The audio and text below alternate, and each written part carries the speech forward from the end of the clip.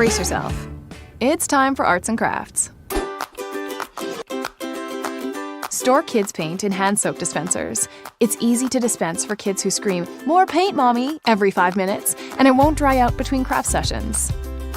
Pour marbles in between 2 baking pans to make your own Lazy Susan. Now your art supplies can easily make the rounds.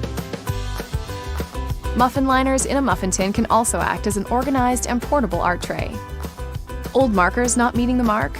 Soak your dried out markers in water to make your own beautiful watercolor paints. To avoid cutting upside down, teach your kid how to hold their scissors properly by drawing a smiley face on their thumb. They'll learn the right scissor technique by keeping the smiley face up while cutting. Some scissor tips for moms. To make it easier to cut sticky duct tape, wipe your scissors with a baby wipe first. And sharpen dull blades by cutting through tinfoil. Uh-oh, your budding artist is into wall graffiti? Try denatured alcohol found at most hardware stores to remove crayon and marker stains from surfaces. Kid got a little crazy with the glitter? Use a lint roller to pick up those hard-to-get sparkles.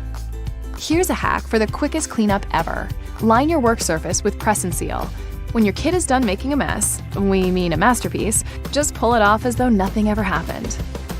To eliminate mess altogether, place paint and paper inside a gallon-sized Ziploc bag. Tape to the surface and let those little fingers paint.